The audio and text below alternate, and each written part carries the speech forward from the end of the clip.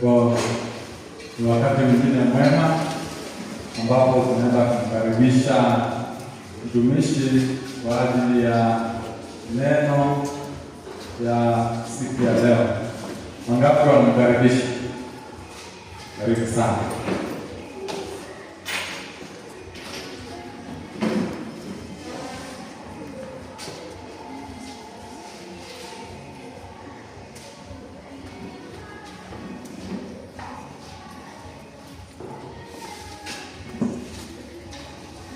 Hamjambo watu wa Mungu. Masaa yetu yamesonga na muda wetu unaelekea kuisha, tunapoenda kukamilisha makambi. Kwa hivyo nawakaribisha kwa neno fupi mchana wa leo, kabla hatujaingia katika matayarisho ya Sabato.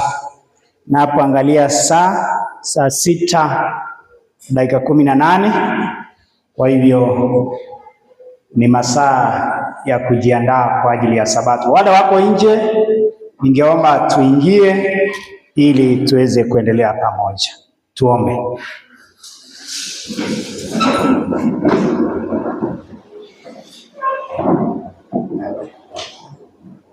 Baba na muumbaji wetu, jina lako litukuzwe, kwa sababu umekuwa pamoja nasi tangu tulipoanza makambi haya siku ile ya Jumapili jioni hadi leo siku ya Ijumaa, maandalizi ya Sabato. Jina lako litukuzwe.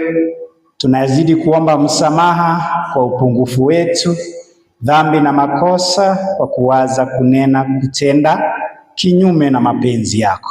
Tunaomba kwa unyenyekevu, tunapoenda kusikia wazo ya mchana, ili tuweze kujiandaa kwa ubatizo, uweze kuwa pamoja nasi.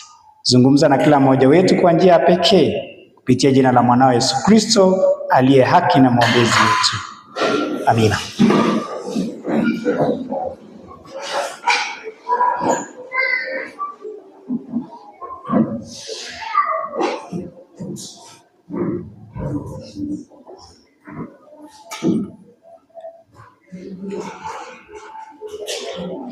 Juzi tulizungumzia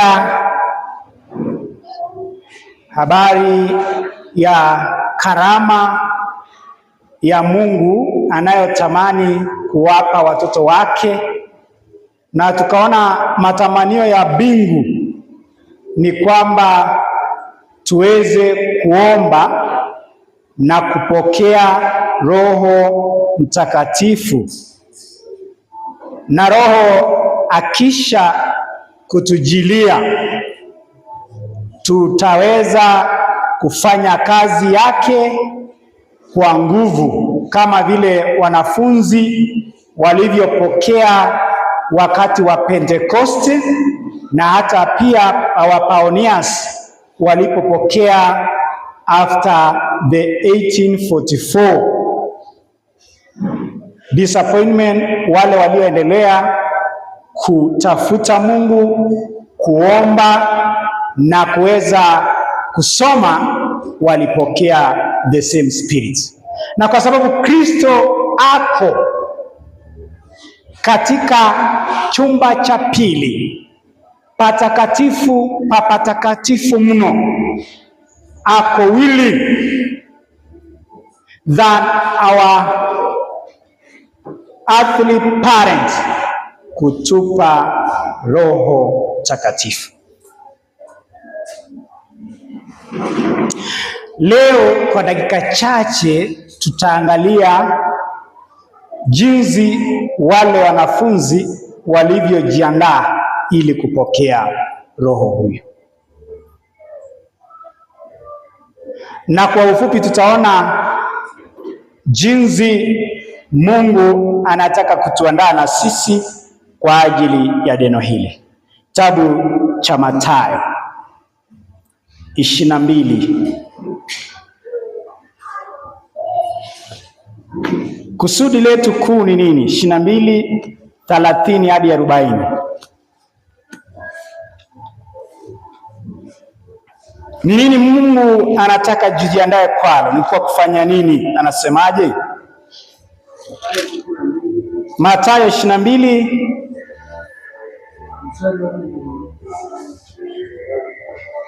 wa 35 hadi 40. Mathayo 22:35. Yes. Mmoja wao mwanasheria akamuuliza akimjibu, ndiyo, Mwalimu, katika Torati ni amri ipi iliyo kuu? Akamwambia, mpende Bwana Mungu wako kwa moyo wako wote na kwa roho yako yote na kwa akili zako zote. Teremka. Hii ndiyo amri iliyo kuu, tena ya kwanza. Na ya pili yafanana nayo ni hii: mpende jirani yako kama nafsi yako. Katika amri hizi mbili hutegemea Torati yote na manabii. Asanti. Kwa hivyo huyu mwanasheria alipomwendea Kristo alitaka kufahamu ni amri ipi ambayo ni kuu kuliko zingine zote, lakini Kristo akamrejesha katika summary ya the Ten Commandments. Kristo alimrefer to the Ten Commandments in summary, ambayo ni kumpenda Mungu kwa moyo wako wote, kwa roho yako yote, kwa nguvu zako zote, na jirani kama nafsi yako.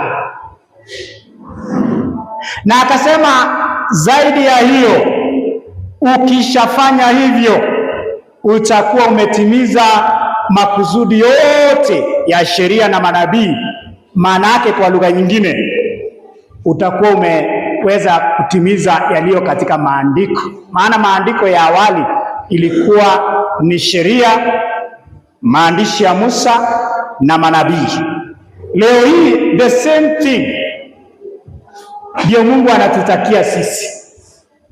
Tumpende Mungu kwa moyo wetu wote na jirani yetu kama nafsi yetu tunavyopenda.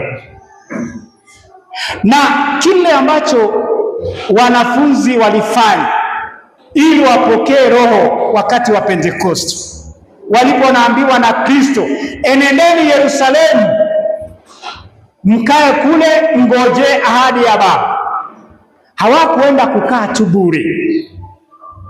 Tukisoma katika Roho ya Unabii nasema walienda wakajichunguza, wakawa wakisoma na kuhudumu wote kwa shauri moja, wakiomba na kuzidi kutubu dhambi zao, na hatimaye baada ya siku 10 wakamwagiwa ahadi ya Baba. Mambo makuu aliyofanya iliyokuwa inawazuia hawa wanafunzi kupokea Roho, jambo lililokuwa ambalo tutazungumzia kwa muda mchache, ni utofauti waliokuwa nao. Japo Kristo aliwaita wote 12 na wito mmoja tu, njooni mnifuate, lakini katikati kulikuwa na utofauti. Si mara moja Kristo alikuwa anasuluhisha matatizo ndani ya wanafunzi wake. Mara nyingi wanafunzi walikuwa na udhaifu kama ulio wetu. Kuna wale waliotaka cheo, mnawakumbuka Yohana pamoja na ndugu yake Yakobo, waliomtumia hata mama na kumwambia, ambia Yesu wakati atachukua ufalme, mimi nikae mkono wa kulia na huyo ndugu yangu Yakobo mkono wa kushoto. Kulikuwa na that pride, walikuwa na itamani that fame, walikuwa bado wana udhaifu wa kukasirikiana. Lakini Kristo akaelewa, na ndiyo maana aliwaambia, hamtatoka kuhubiri kabla mjepokea uwezo kutoka juu, ili muweze kuwa wanafunzi wangu na mashahidi yangu katika ulimwengu. Na tukaona the same thing will be repeated kwa wana matengenezo. Kabla wajahubiri kwa nguvu, wanahitaji Roho, na kabla ya Roho huyo, utofauti tutamaliza kati yetu.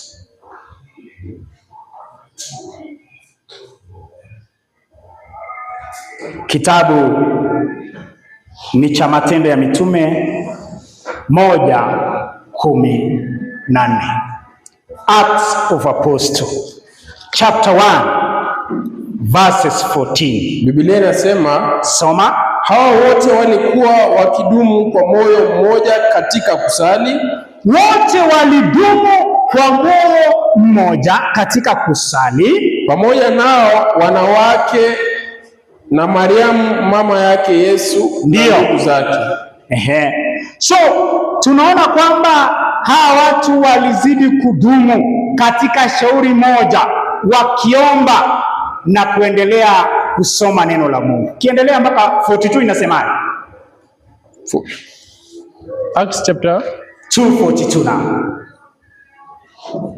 2:42 inasema ya kwamba Biblia inasema wakawa wakidumu katika fundisho la mitume na katika ushirika na katika kuumega mkate na katika kusali.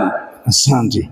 Kwa hivyo kabla na baada ya kupokea Roho walizidi kuwa kitu kimoja, na hivyo ndivyo inahitajika. Wale walio na imani moja, wale walio na fundisho moja, wale walio na kusudi moja, wanahitajika kuishi kwa pamoja kwa upendo, na zaidi ya yote wakimwomba Mungu, na ushirika wao na maombi yao yanapokelewa na Mwenyezi Mungu. Ninafahamu kwamba tunaweza kuwa tofauti sana katika kujua mambo. Kuna wale wamesoma maandiko wameenda mbele kidogo, kuna wale wako katikati, kuna wale bado hawajafahamu mambo mengi. Lakini Kristo anapotuita sisi, anataka tuwe kitu kimoja na wenye lengo moja, kwamba wale wajefikia tuweze kuwasaidia kufikia, wale wako mbele pia wawe na kusudi ya kuwavumilia wale ambao hawajejua. Dada White akaandika jambo ambalo ningetaka tusome la muhimu sana katika Desire of Ages page 239. Angalia ndugu Kinyanjui, 239 paragraph 2. 239 paragraph 2 inasema, yes, our standing before God depends ati kusimama kwetu mbele za Mungu depends inategemea not upon the amount of light we have received. Kusimama kwetu mbele ya Mungu haitegemei nuru tuliyojua ama vile tumejua mambo mengi teremka, but upon the use we make of what we have. But upon the use we make of we what make we have. For what we have. Yani kwa ufupi nasema kusimama kwetu mbele ya Mungu hakutegemei nuru uliyopokea, lakini jinsi unavyotumia kile umepata. Hao basi anaamua ingutiti kama kililinyo entaita Jehova kumategemeane lapkeyet nikigenyoru ana tia lapkeyet nikigenyoru, lakini kere Jehova kole noto kinyoru iboishetoi ano ak noto kinyoru. Je, ile ambayo umepata unaitumiaje hiyo nuru? Umejua Sabato inaanza jua likitua hadi jua litue kesho. Unatumiaje nuru hiyo ya kujua Sabato? Umejua ukweli kuhusu afya, imefundishwa hapa. Je, utatumiaje nuru hiyo kabla Mungu aje kuongezea zaidi ya hiyo? Umejua jinsi Mkristo anastahili kuvaa, kwa ile nuru kidogo unatumiaje hiyo? Mungu anaangalia tu kile umepata na jinsi unavyotumia. Umalizia hiyo fungu. Sikia maneno yanapomalizia. Nasema, thus even the heathen who choose the right as far as they can distinguish it are in a more favorable condition than are those who have had great light and profess to serve God, but who disregard the light and by their daily life contradict their profession. Rudia sasa pole pole ukiketi tu soma. Inasema, thus even the heathen, hata basi hata makafiri who choose the right. Makafiri ni wale wajemjua Mungu, wakichagua kufanya jambo la kweli as far as they can distinguish, kwa kile wamejua tu, kumbe kutukana mtu ni sitawahi fanya, kumbe hata anaacha hajajua nuru nyingine. Akichagua kufanya mambo haya right, anakuwa are in a more favorable condition, anakuwa katika sehemu nzuri zaidi mbele za Mungu than those who have had great light, kuliko wale wamepata nuru kubwa and profess to serve God, na wanadai kumtumikia Mungu, but who disregard the light, bali wanapuuza ile nuru, and by their daily lives, na kwa maisha yao ya kila siku contradict their profession. Wana contradict ama Kiswahili kinasema wanakinzana. You know, watu wa Mungu, you can live a life of contradiction of what you profess. You can know many things. You can preach, but kama hauweki kwenye matendo yale unafundisha, unasema, mbele za Mungu ni zero. Na ndio unasikia hata yule kafiri hamjui Mungu, kwa ile nuru kidogo alionayo, akitenda na kufanya, Mungu anamhesabia kwa bora kuliko yule amejua kubwa na afanye. That is why Jesus said, ninyi wale makahaba pamoja na watoza ushuru watawatangulia mbinguni. Kwa sababu Wafarisayo na wale wa makuhani pamoja na waandishi walijua Biblia sana, lakini walitenda kinyume, walikuwa wachoyo.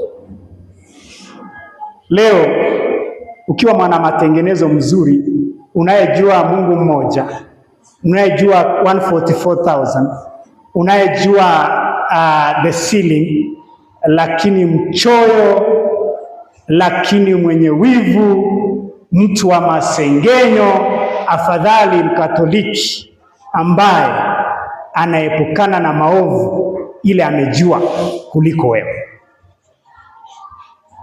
Our standing before God haidepend na enlightenment pata, lakini works about ile ambao umepata kidogo kwa wiki moja. Hiyo ulijua pale mbele umefanyia nini? Mvuto wetu kwa dunia si kwa maneno. Mimi ni mhubiri, napenda kuhubiri hadharani, but mara nyingi mimi napata kwamba watu wengi huvutwa na mwenendo ya wale wanekaa hapo. Sijui kama mnanishika. Leo hii Edwin, ukiniita nihubiri hapo Kapseret, karibu na senta yenu, mwenendo wako ambao umekuwa nao hapo Kapseret ndio utavuta ujumbe kwa wale walioko hapo. Maisha yako wewe mtu wa Cherusi na matendo yako yatakufanya wengi hapo Cherusi waweze kukubali Mungu wa kweli. Vile vile na kila mmoja mahali ametoka. Sisi tukifanya the right thing kwa nuru ambayo tumepata, wengi wataweza kubadilika. Na hivyo ndio Mungu anasema.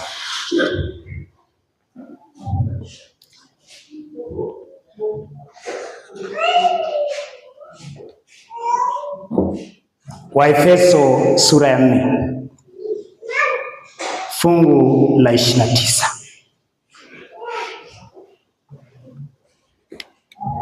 Waefeso 4:29. Biblia inasema, soma, neno lolote lililo ovu lisitoke vinywani mwenu.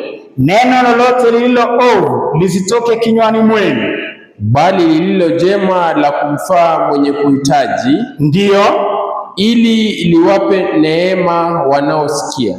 Ili lipate neema wanaosikia. Tunasoma this quarter na tunaenda kumaliza kitabu cha James. Na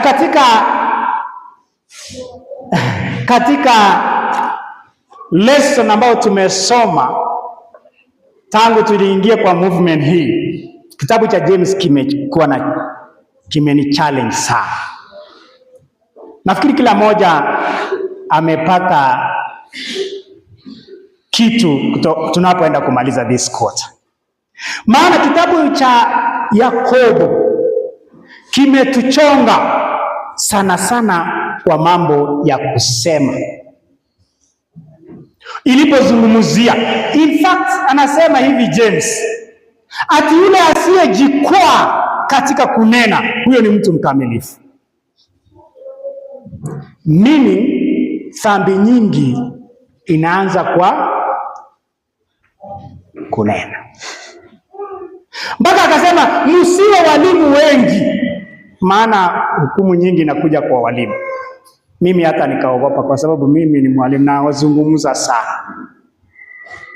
Lakini anasema kwa wale wanaongea mengi ndio wanateleza sana.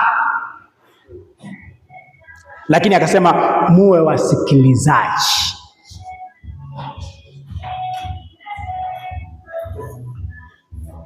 Tupende kusikiliza, kusoma, kuomba, lakini maneno yawe straight to the point.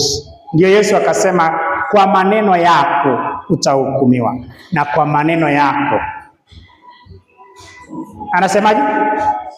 Kwa maneno yako utahesabiwa haki na kwa maneno yako utahukumiwa. Maneno ya Yesu haya.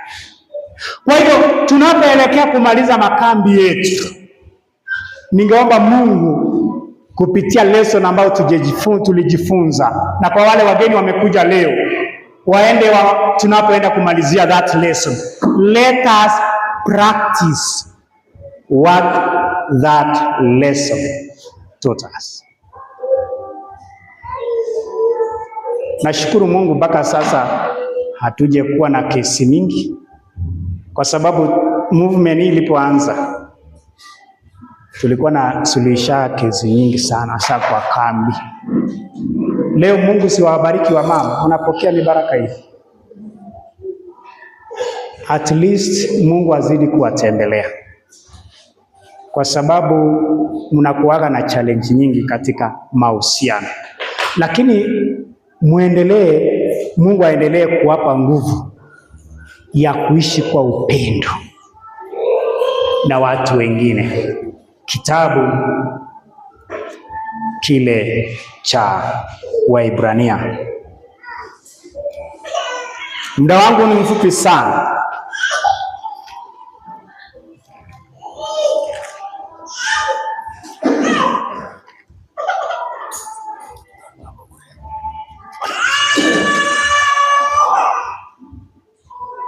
Aya, nimesema kitabu gani?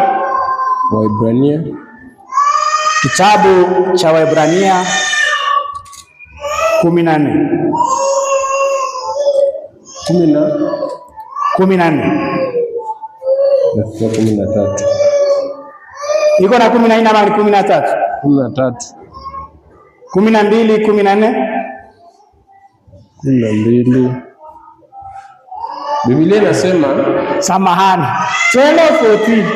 Biblia inasema, yes, tafuteni kwa bidii kuwa na amani na watu wote. Tafuteni kwa bidii kuwa na amani na watu wote. Na huo utakatifu ambao hapana mtu atakayemwona Bwana asipokuwa nao.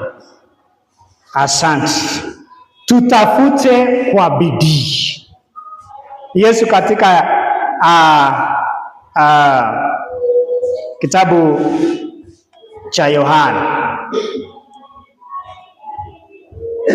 anasema, ama Mathayo, ni Yohana 6:33, anasema tafuteni kwanza ufalme wa Mungu na hayo mengine. Tunatafuta ufalme wa Mungu kwa bidii, lakini pia Biblia inatuambia tutafute kuwa na amani kwa bidii, kuwa na amani na watu wote. Tafuta kwa bidii kuwa na amani na watu wangapi? Je, kuna mtu ambaye bado una kitu naye? Tafuta kwa bidii kuwa na amani na mtu huo. Tutafute kwa bidii kuwa na amani na hata kwa wale wasioamini, si kwa wale tu tuko naye, hata kwa wale majirani wetu, our workmates. Hata kama alikutendea aje, Biblia inasema tafuta kwa bidii. Na Yesu akarudia akasema, wapendeni adui zenu, watendeni mema, wabarikini. Paulo akarudia the same thing. Kwa hivyo Christianity ni kumaanisha hakuna adui isipokuwa mmoja, aliye Shetani. Huyo ni adui, na wale wameungana pengine kwa kutumiwa na yeye wanakuwa adui wa msalaba. Lakini wewe ni kazi yako kutafuta kwa bidii kuwa na amani na watu ngapi? Wote. Je, kuna watu ambao hamuongei sasa? Kuna watu ambao unasikia unasumbuka kwa wao? Tafuta kwa bidii kuwa na amani na watu wote, na utakatifu huo ambaye hakuna atakaye muona Mungu pasipo hiyo utakatifu. Naenda kuamalizia, niliwaambia ni nafasi kidogo. Rudi kwa roho ya unabii, kitabu hicho cha Acts of Apostles,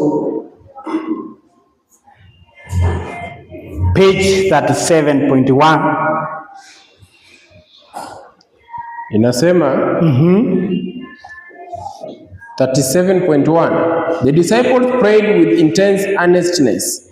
Ati wanafunzi hawa wa Kristo waliomba kwa bidii for a fitness to meet men and in their daily intercourse to speak words that would lead sinners to Christ. Walikuwa na bidii ili waweze kutimiza na kuweza kuwafikia watu kwa neno. Putting away all differences, waliweka utofauti wao wote mbali, all desire for the supremacy, ile matamanio ya kuwa wakuu, yani ile matamanio ya kuwa wa kwanza. I remember tukiwa SDA, there was a certain booklet ambayo ilikuwa inafunza quarterly watoto. I remember that part ambayo ilikuwa inaambia watoto wajifunze jambo inaitwa you first. At everything that you are given, unasema you first. Kila kitu ambayo unaona ni kizuri unasema you first. Na ilikuwa inasaidia kuwafundisha watoto kutojipenda. That is why hata sisi tunataka kufunza watoto wetu kuwa watu wakarimu, kuwa watu wa kutojiinua kama wako wadogo. Maana hiyo disease ama hiyo ugonjwa ya selfishness ndio ugonjwa mbaya sana. Ellen White anasema hivi, yule atakonga. Hakuna vita vilivyo kali kuliko vita vya self. Yani mami borie ninyis kosir borietab kipke. Ane goro kalecho chito maane nikimwochin. Maane yani mimi. Hiyo anaita vita kuu sana, ambao ukishinda hiyo vita ya wewe, hiyo ya selfish, ya kujipenda, hiyo ndio. So wanafunzi waling'ang'ana na hiyo kabla hawajapokea roho. Teremka. Inasema, yes, they came close together in Christian fellowship. Walijaribu sana kukutana pamoja katika ushirika.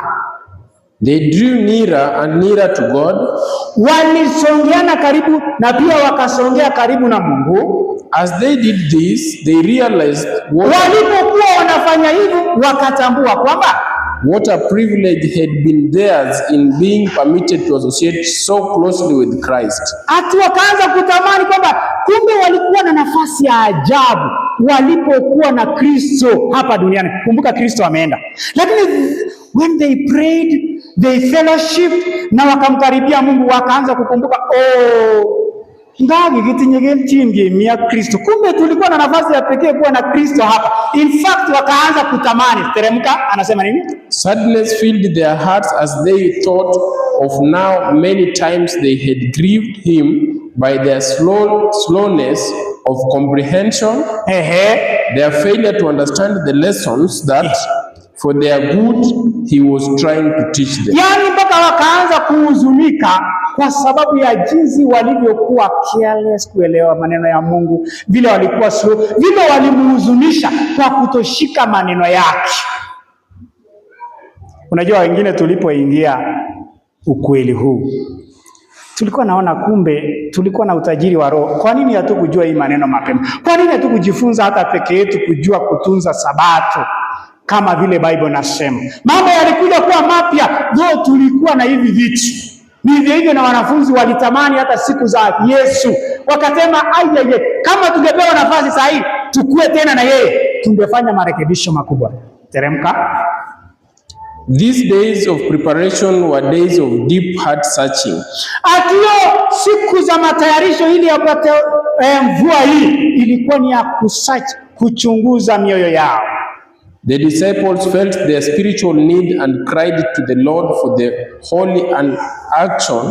Walionyesha matamanio ya mioyo yao na wakamlilia Kristo kwa njaa na kiu ya mambo ya mbinguni. That was to fit them for the work of soul saving. Na ambayo itawasaidia katika kuweza kuokoa mioyo.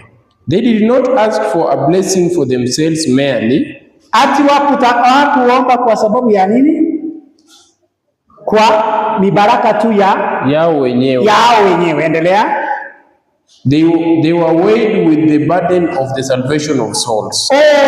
Walikuwa wamezidiwa na mzigo wa mioyo iliyokuwa inapotea. Achana nayo. Hiyo tutaongelea kesho. Tutaishikia hapo tukiendelea. Kumbe hivyo ndivyo kanisa linavyohitajika. Nataka kuuliza, je, mna uzito ya mioyo inayopotea sasa? Mnaposikia kule nje kuna watu wa ulimwengu wao wanafurahia, hawajui kwamba ulimwengu unaelekea wapi. Je, uko na hiyo burden ya souls zinazopotea? Vile tulisoma juzi tukiwa hapa, tulisoma kwamba tumekuja kwa shule ambayo tunajifunza njia ya Bwana ili tuweze itusaidie tuweze kuwasaidia wengine kumjua Kristo wa kweli na Baba yake aliyemtuma hapa duniani. Hiyo tu ndio tulikuja kujifunza ili tukitoka hapa tuweze kuwa washindi. Sasa hivi tumekuwa na kujaribu wale ambao wataweza kubatizwa, na huenda kwa bahati mbaya uliachwa na pengine ulikuwa na maswali haukufahamu,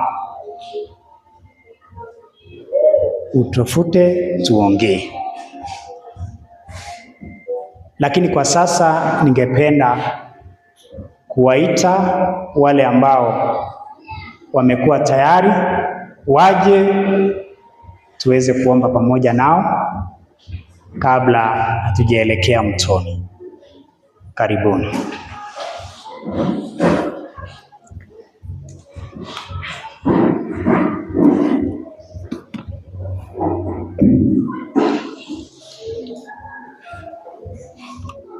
Those who are going to be baptized, where is Kiza? Go and call him. So, you can face them.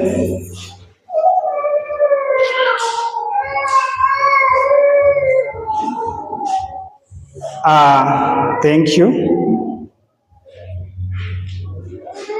Ben or Dada Nilson itakuja.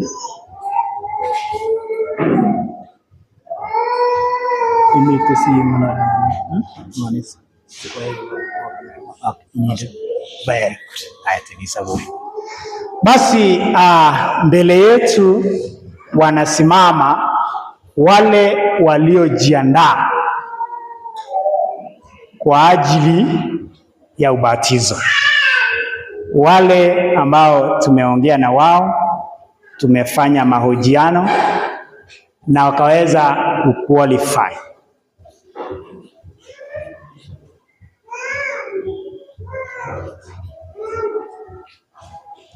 Ningependa kuweka mambo sawa kabisa, maana kuna jambo moja ambao tangu imekuwa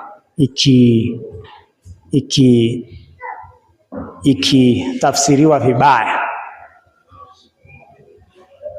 Asante Kiza. Kuna jambo limekuwa likitafsiriwa vibaya, lakini for the time being tutaendelea kufahamu kuhusu mambo ya ndoa na relations hizo. Maana watu wana conclude tu once kwamba Wale walio na cheti peke yao ndio tunawabatiza, lakini si kweli. Yule mama Ben salamia watu wa Mungu, ikatpiga Mungu, ikat kanisa inyende. Hiyo ndio mama ya Ben ule, wale wamjui.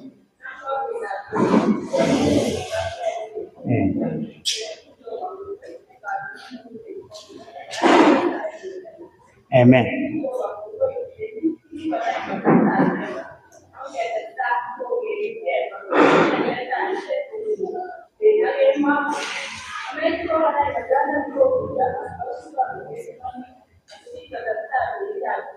Amen.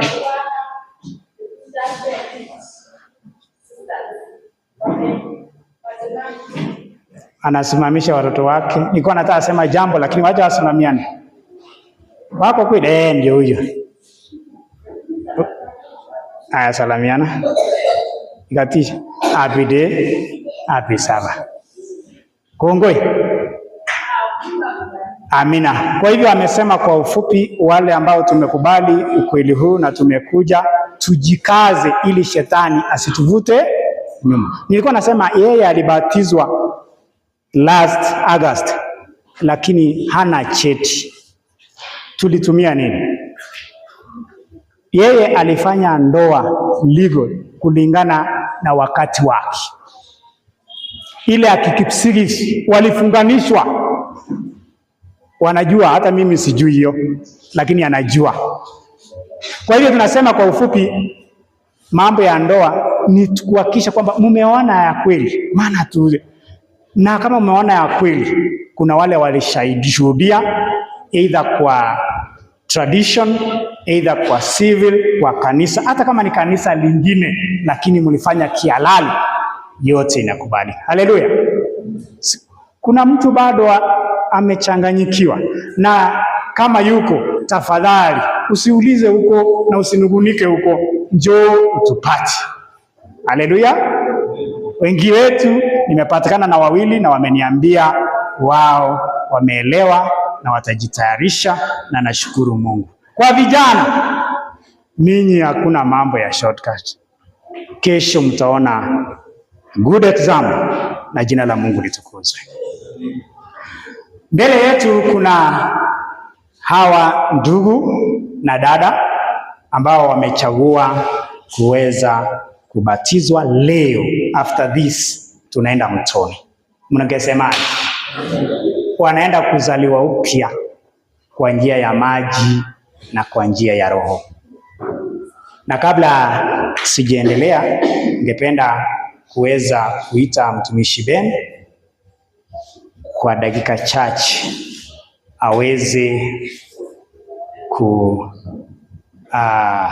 kusoma hiyo baptismal vows, viapo vya ubatizo. Tulifunzwa hapa na tukaona wale pioneers walikuwa wanafanya hivi tunavyofanya. Kwa hivyo karibu.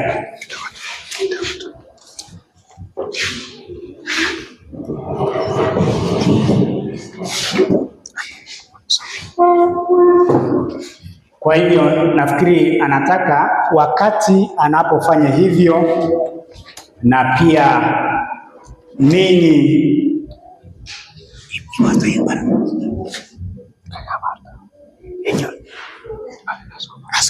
atasoma tu. Asante, karibu sana. Alafu tufanye maombi tuweze kumaliza. Karibu.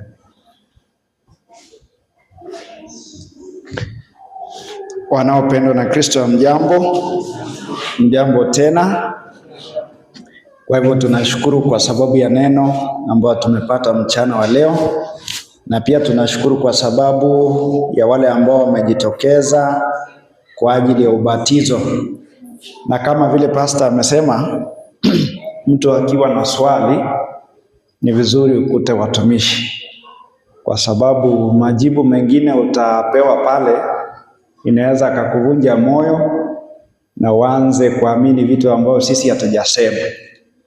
Kwa hivyo wale ambao bado wanahitaji ubatizo watatafuta Pastor Koech ili uweze kuwasilisha maneno ambayo uko nayo, alafu tuweze kuzungumza. Wale ambao wako hapa mbele tutawaapisha. Kuna viapisho ningependa niweze kusoma, na ninaposoma kama wanakubaliana nayo watainua mikono wakisema ndio nakubali. Watainua mikono wakisema ndio nakubali kama wanakubaliana nayo. Kwa hivyo nitaanza na ya kwanza. Nitasoma kwa Kiingereza, alafu Kiswahili, alafu mseme kama mnakubaliana nayo. Ya kwanza inasema, do you accept all the Bible as the inspired word of God, and do you take it as your only rule of faith? Is it your purpose to ever walk according to its teaching? Kwa Kiswahili, je, unaukubali Biblia yote kuwa neno la Mungu lililovuviwa na unaichukulia kama kanuni yako pekee ya imani? Je, ni kusudi lako kuwahi kutembea kulingana na mafundisho yake? Je, mnakubali? So our brother from Uganda, when you hear je nakubali, I am asking, do you believe? Yes. Okay, thank you. Number 2, have you received the Lord Jesus Christ as your personal Savior for the salvation from sin, for a real change of heart? And will you permit Him by the Holy Spirit to live in you daily? Je, umempokea Bwana Yesu Kristo kama Mwokozi wako binafsi kwa ajili ya wokovu kutoka kwa dhambi, kwa badiliko la kweli la moyo? Na je, utamruhusu kupitia kwa Roho Mtakatifu kuishi ndani yako kila siku? Je, mnakubali? Ya 3, have you repented of and confessed all known sin to God? And do you believe that He, for Christ's sake, has forgiven you? And as far as possible, have you tried to make matters right with your fellow men? Je, umetubia dhambi zako kwa Mungu na unaamini ya kwamba kupitia kwa Yesu Kristo umesamehewa dhambi na umefanya mapatano pamoja na wenzako? Je, mnakubali?